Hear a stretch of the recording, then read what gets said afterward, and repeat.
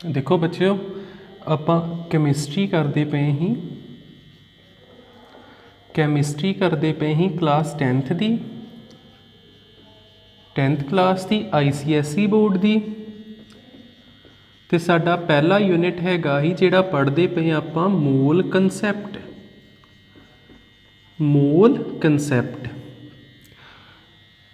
ਅੱਜ ਆਪਾਂ ਪੜਾਂਗੇ ਐਟੋਮਿਕ ਮਾਸ ਯੂਨਿਟ ਕੀ ਹੁੰਦਾ एटॉमिक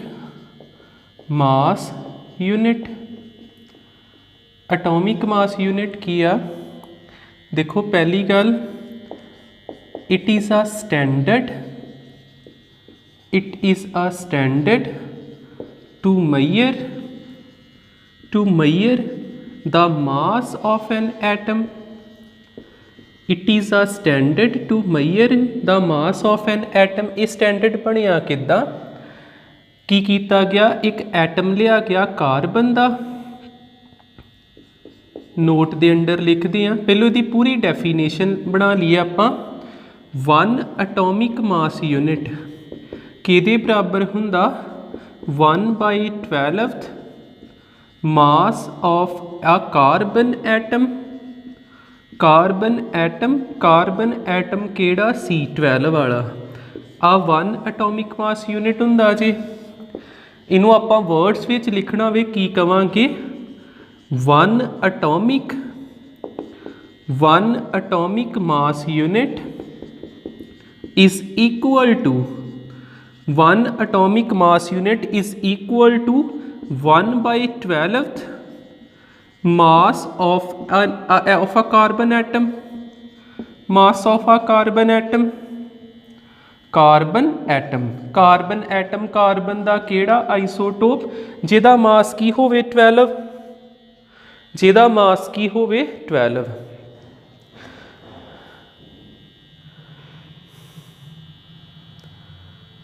ठीक है ये तो साडा बन गया एटॉमिक मास यूनिट का थोड़ा उहदी डेफिनेशन ते उहदा फार्मूला हुण समझिओ आ चीज़ किद्दां आउंदी स्टैंडर्ड किद्दां बनाया गया उन्होंने कंसीडर किया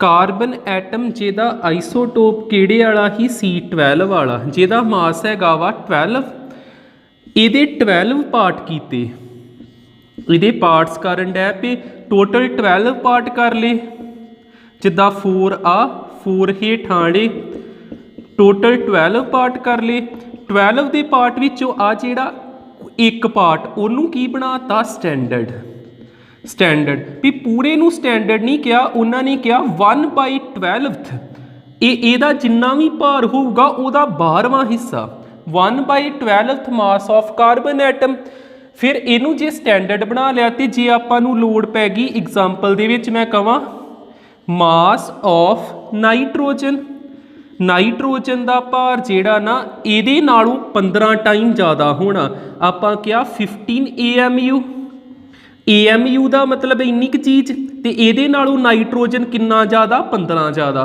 जिदा एक होर एग्जाम्पल देखियो मैं कहां आ एक बॉक्स आ ये उपर लिखिया 1 kg तो मैं ये कितना ज़्यादा मैं नाल 60 लिख दूंगा 60 टाइम ये फिर स्टैंडर्ड हो गया उस तरह नाइट्रोजन का भार कितना लिखिया 15 AMU ਇਹਦਾ मीनिंग की आ ये 15 टाइम ये तो ज़्यादा जे मैं कहां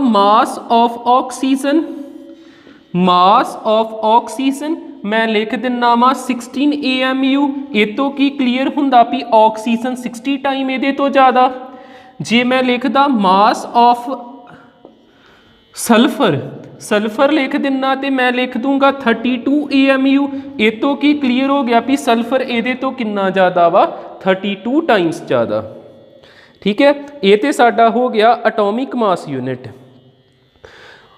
पर हुण की आ देखो पहलों तो इस तरह मास देखते हुंदे ही अजकल तो एक डिवाइस ही आ गई है जिहदा नाम हैगा वा स्पैक्ट्रोमीटर या जिन्हें कैलकुलेट कर देंदी एटॉमिक मास रिलेट करने वाला चक्कर खत्म हो गया आपां कह सकते हैं device named mass spectrometer is used mass spectrometer ਹੁੰਦੀ ਜੇ is used to calculate atomic mass is used to calculate atomic mass। ठीक है, उस तो नेक्स्ट मैं एक ये अपना हो गया एटॉमिक मास यूनिट भी हो गया।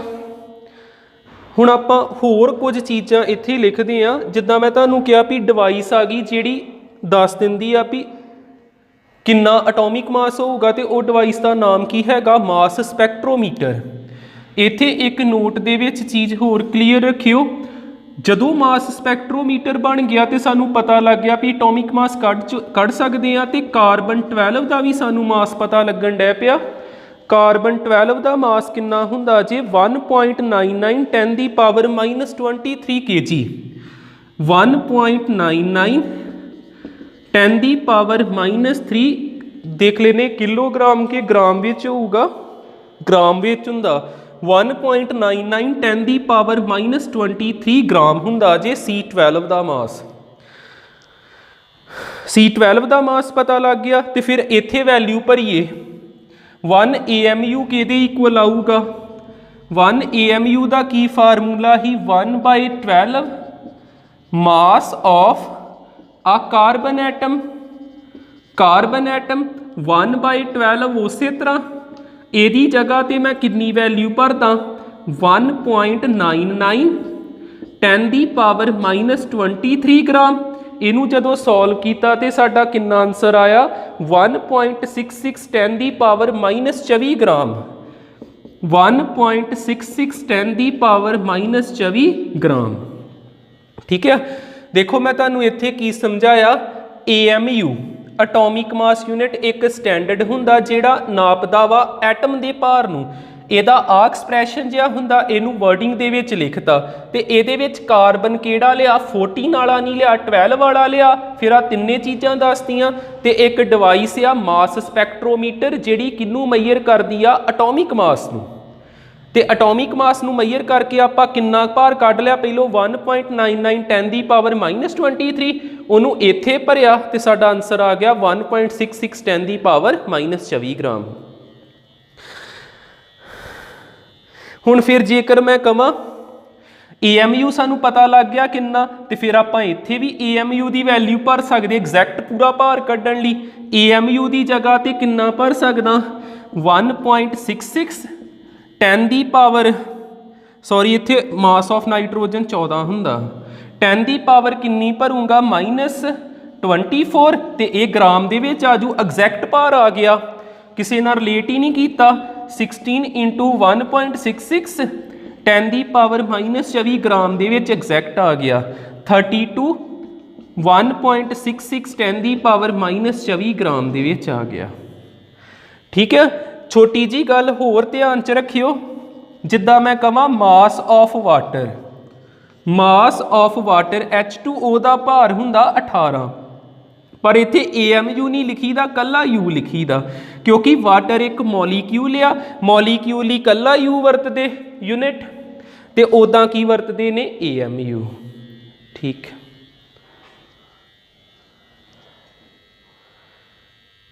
इन्नियां चीज़ां नोट करो, फिर आपां देखदे हां मोल वगैरह किद्दां पता करीदे।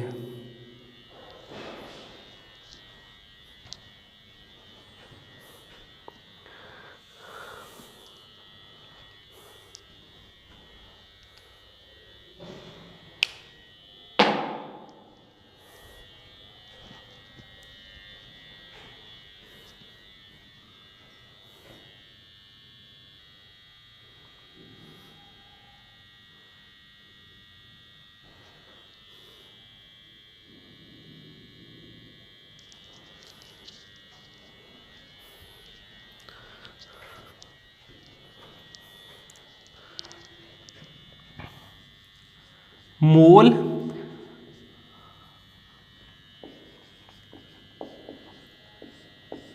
वन मोल जिहड़ा हुंदा, वन मोल किहदे इक्वल हुंदा वा 6.023 10 दी पावर 23। एक मोल दे विच किन्ने जाने हुंदे 6.023 10 ਦੀ ਪਾਵਰ 23 ਪਾਰਟੀਕਲ ਹੁੰਦੇ ਜੇ।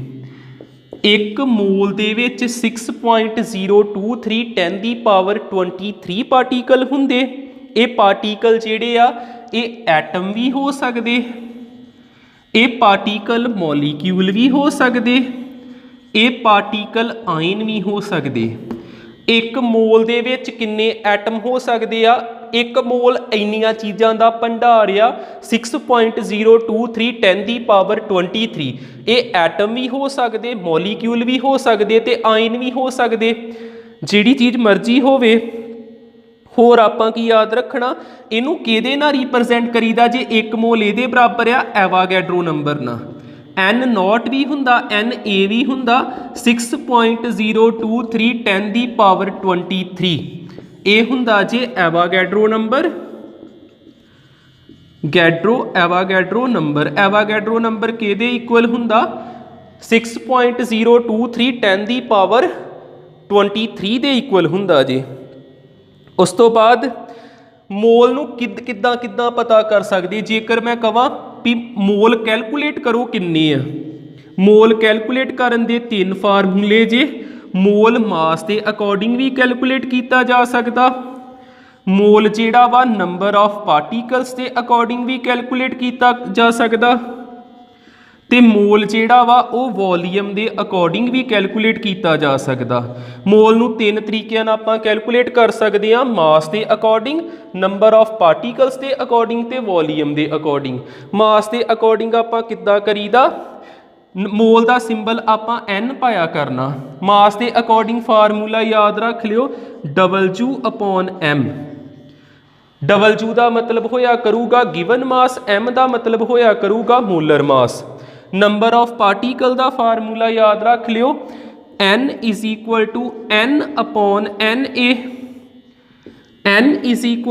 N/N/NA ਤੇ ਵੋਲੀਅਮ ਦਾ ਫਾਰਮੂਲਾ ਯਾਦ ਰੱਖ ਲਿਓ V/22.5। ਆ 3 ਫਾਰਮੂਲੇ ਯਾਦ ਰੱਖਣੇ। ਦੇਖੋ ਇੱਕ ਫਾਰਮੂਲਾ ਤੁਹਾਨੂੰ ਮੈਂ ਕੀ ਦੱਸਿਆ, ਮੈਂ ਕਿਹਾ N ਕਿਹਦੇ ਇਕੁਅਲ ਹੁੰਦਾ W/m। N ਕਿਹਦੇ ਇਕੁਅਲ ਹੁੰਦਾ W/m। W ਦਾ ਮਤਲਬ ਹੋਇਆ ਕਰੂਗਾ ਗਿਵਨ ਮਾਸ, ਤੇ M ਦਾ ਮਤਲਬ ਹੋਇਆ ਕਰੂਗਾ ਮੋਲਰ ਮਾਸ। ਮੋਲਰ ਮਾਸ ਇੱਕ ਮੈਂ ਤੁਹਾਨੂੰ ਫਾਰਮੂਲਾ ਦੱਸਿਆ N/NA। N ਦਾ ਮਤਲਬ ਹੋਇਆ ਕਰੂਗਾ ਨੰਬਰ ਆਫ ਪਾਰਟੀਕਲ, Na ਦਾ ਮਤਲਬ ਹੋਇਆ ਕਰੂਗਾ ਐਵਾਗੈਡਰੋ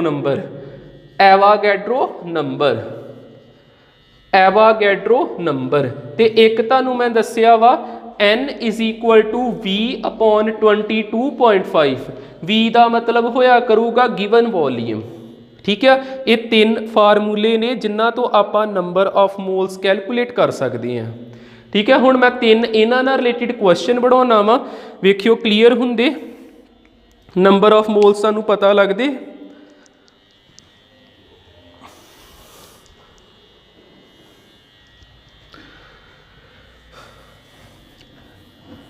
ਸਾਡੇ ਯੂਨਿਟ ਦੇ ਨਾਮ 'ਚ ਹੀ ਮੋਲ ਆਉਂਦਾ ਪਿਆ, ਮੋਲ ਤੇ ਕੈਲਕੂਲੇਟ ਸਾਨੂੰ ਕਰਨਾ ਆਉਣਾ ਹੀ ਚਾਹੀਦਾ ਨਾ। ਮੈਂ 3 ਕੁਐਸਚਨ ਬਣਾਉਣਾ ਵਾ, ਵੇਖਿਓ ਸਮਝ ਲੱਗਦੇ।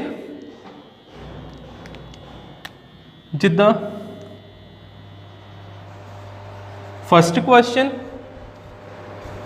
ਫਸਟ ਕੁਐਸਚਨ ਦੇ ਵਿੱਚ ਕਿਹਾ ਵਾ calculate number of moles of 24 gram of carbon। Calculate number of moles of 24 gram of आप जा लिख लीए 24 की जगह ते 22 लिख लेने 22 ग्राम ऑफ कार्बन डाइऑक्साइड। एक तो ये क्वेश्चन हो गया, ਜਾਂ क्वेश्चन आ सकता सैकेंड देखियो लिखिया हो सकता calculate number of moles of 3.022 into 10 the power 23 particles of carbon dioxide. 2 question बन गए। एक होर बनाइए जिद्दां थर्ड क्वेश्चन लिखिया हो सकता calculate number of moles of 10 लिखिया हो सकता 11 पॉइंट आपां लिख दिए वो हैगा वा 22.5 इत्थे आपां लिख दिन्ने कुछ 5.0 ml ऑफ कार्बन डाइऑक्साइड। मैं 3 क्वेश्चन बनाए हुण केड़ा फार्मूला कित्थे लाउणा देखो इत्थे भी की लभण आए नंबर ऑफ मोल्स n का फार्मूला लगूगा इत्थे भी की लभण आए आपां नंबर ऑफ मोल्स n का फार्मूला लगूगा इत्थे भी की आए आपां लभण नंबर ऑफ मोल्स ते n का फार्मूला लगूगा। तिन्ने केसिस दे विच n दे फार्मूले लाउणे।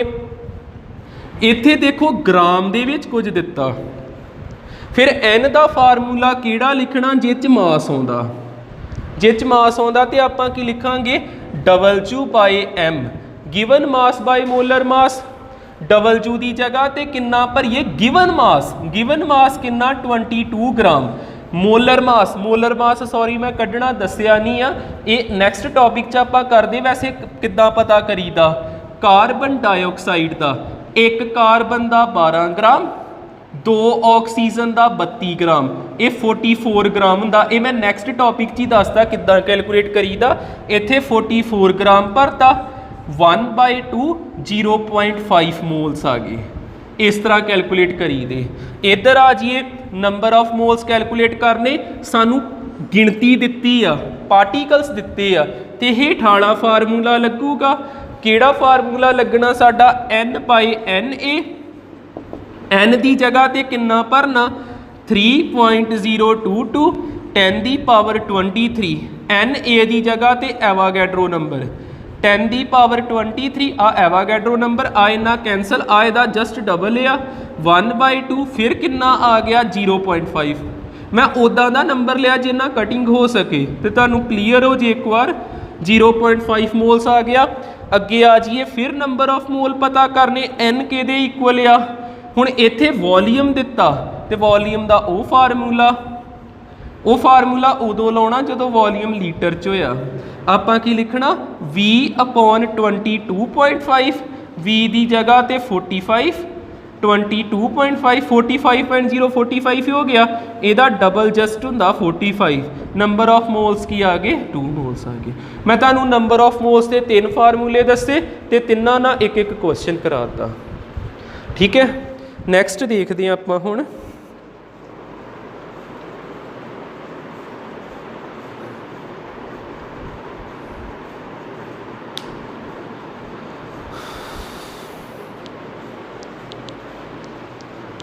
इन्नियां चीज़ां नोट कर लो। नैक्सट देखते हैं नैक्सट पहलों मैं तुहानू मोलर मास कढ़ना ही सिखाउणा पहलों मोलर मास सिखाऊंगा फिर मैं मोलीक्यूलर मास सिखा दिना।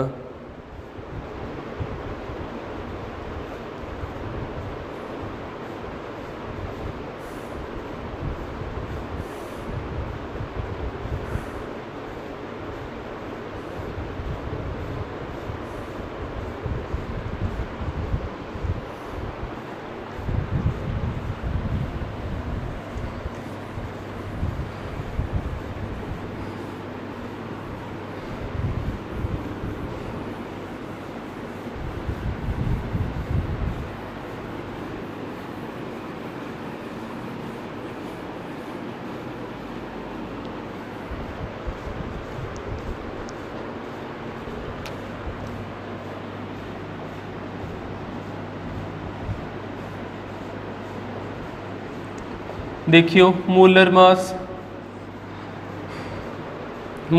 हुंदा जे मास of 1 mole सबसटांस in gram molar mass हुंदा वा मास of 1 mole सबसटांस in gram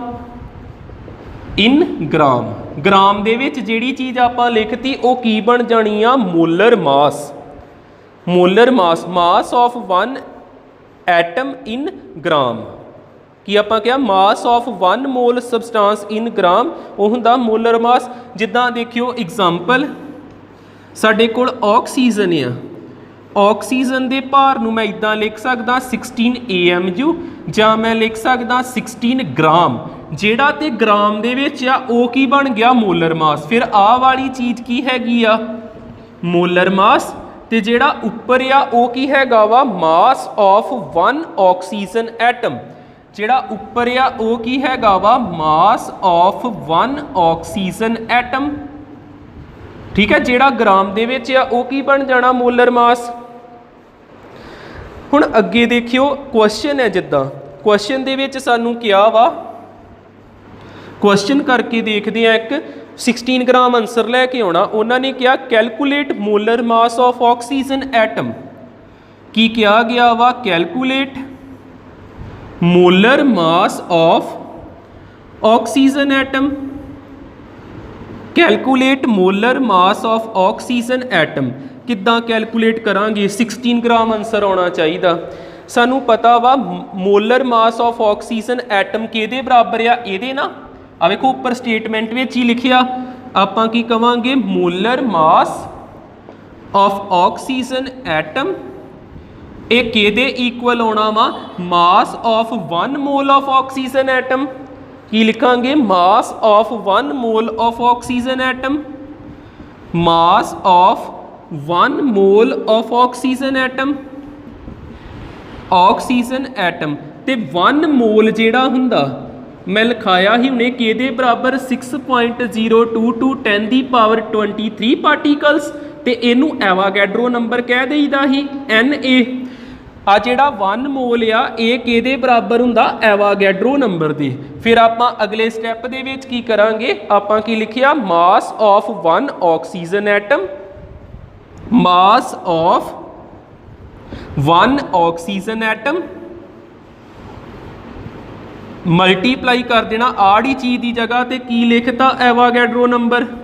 mass of 1 oxygen atom ਫਿਰ ਮਲਟੀਪਲਾਈ ਕਰਾਤਾ ਐਵਾਗੈਡਰੋ ਨੰਬਰ ਨਾਲ, ਤੇ ਮਾਸ ਆਫ 1 ਆਕਸੀਜਨ ਐਟਮ ਕਿੰਨਾ ਹੁੰਦਾ 16 AMU। ਆ ਵੇਖੋ ਮੈਂ ਹੁਣੇ ਲਿਖਾਇਆ ਨਾ 16 AMU ਹੁੰਦਾ ਮਾਸ ਆਫ 1 ਆਕਸੀਜਨ ਐਟਮ। ਆ ਪੂਰੇ ਦੀ ਜਗ੍ਹਾ ਤੇ 16 AMU ਲਿਖਤਾ, ਤੇ ਨਾਲ ਕਿਹੜੀ ਚੀਜ਼ ਆ Na। ਨਾਲ ਕਿਹੜੀ ਚੀਜ਼ ਆ Na, ਤੇ AMU ਨੂੰ ਜੇਕਰ ਗ੍ਰਾਮ ਦੇ ਵਿੱਚ ਬਦਲਣਾ ਹੋਵੇ Na ਨਾਲ ਡਿਵਾਈਡ ਕਰ ਦੇਈਦਾ। ਜੇਕਰ ਆਪਾਂ ਇਹਨੂੰ ਗ੍ਰਾਮ ਦੇ ਵਿੱਚ ਬਦਲਣਾ ਨਾ ਇਹਨੂੰ ਲਿਖ ਦੇਣਾ 1/Na। ਆ ਚੀਜ਼ ਨੂੰ ਇਦਾਂ ਬਦਲਿਆ ਜੀ, ਤੇ ਕਿਹਦੇ ਇਕੁਅਲ ਨਾਲ ਕਿਹੜੀ ਚੀਜ਼ ਪ੍ਰੋਡਕਟ ਹੁੰਦੀ ਪਈ Na ਨਾਲ Na ਕੈਂਸਲ, ਤੇ ਕਿੰਨਾ ਆਨਸਰ ਆ ਗਿਆ ਸਾਡਾ 16 ਗ੍ਰਾਮ। AME ਨੂੰ ਲਿਖਣਾ ਹੁੰਦਾ 1/Na ਗ੍ਰਾਮ ਕਰਕੇ। ਠੀਕ ਹੈ, ਇਹ ਸਾਡਾ ਆ ਗਿਆ 16 ਗ੍ਰਾਮ।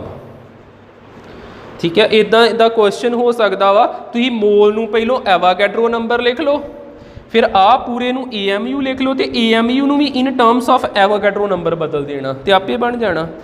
ਕਿੱਦਾਂ ਮੈਂ ਇਦਾਂ ਲਿਖਦਾ, ਆਪਾਂ ਲਿਖਦੇ ਆ ਨਾ ਇੱਥੋਂ ਹੀ ਵੇਖ ਲਓ। ਆਪਾਂ ਕੀ ਲਿਖਦੇ ਆ 1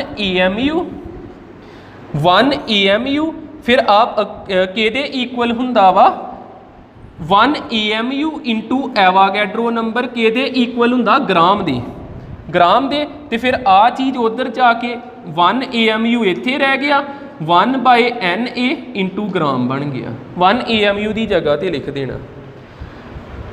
ਠੀਕ ਹੈ, ਇਹ ਵੀ ਕੰਪਲੀਟ ਹੋਇਆ ਸਾਡਾ। ਉਸ ਤੋਂ ਬਾਅਦ ਆਪਾਂ ਮੋਲੀਕਿਊਲਰ ਮਾਸ ਦੇਖ ਲੈਂਦੇ।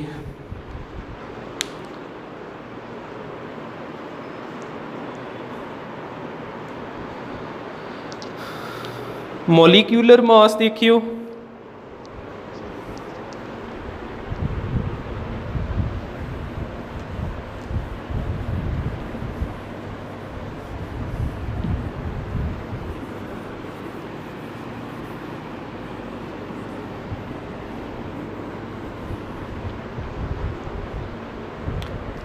ਅਗਲਾ ਸਾਡਾ ਹੈਡਿੰਗ ਆ ਗਿਆ ਮੋਲੀਕਿਊਲਰ ਮਾਸ। ਮੋਲੀਕਿਊਲਰ ਮਾਸ ਇਹ ਹੁੰਦਾ ਜੀ ਸਮ ਆਫ ਆਲ ਦਾ ਐਟਮਸ, ਸਮ ਆਫ ਆਲ ਦਾ sum of masses, sum of masses of all the atoms in a molecule,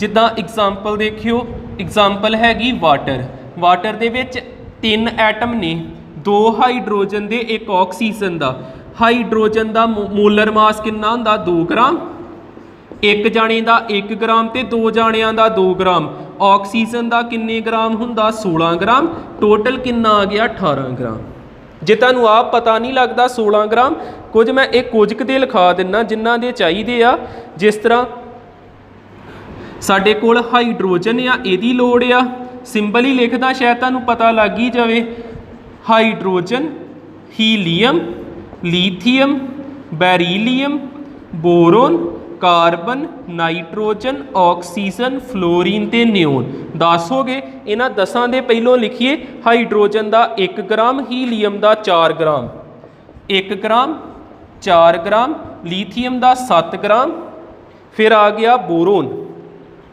sorry बैरीलियम तो बाद आना बोरोन का हुंदा 10 ग्राम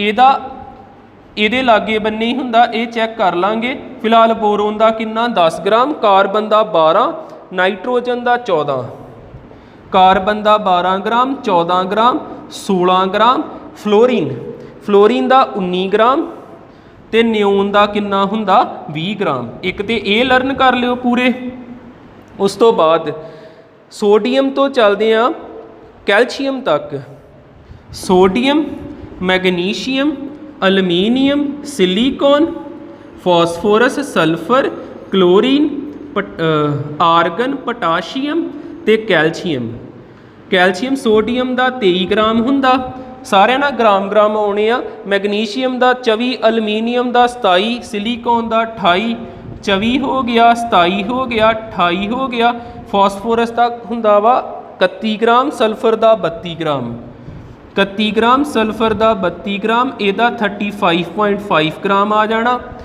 फिर आ जाऊगा पोटाशियम का 39 तो कैल्शियम का 40 ग्राम पोटाशियम का 39 कैल्शियम का 40 ग्राम तो आर्गन का भी अप्रोक्सीमेट 40 ग्राम ही होंदा तां करके इन्हों आइसोबार कहिंदे कैल्शियम तो आर्गन नूं थोड़े होर देख लो जिद्दां क्रोमीयम जे किते आ जी CR इहदा 52 ग्राम हुंदा जी जे आ जाए मैगनीज 55 ग्राम आयरन का 56 ग्राम मैगनीज का 55 आयरन का किन्ना 56 ग्राम ठीक है 10th स्टैंडर्ड तक वैसे तो इन्ने बहुत ने कॉपर का 63.5 ग्राम हुंदा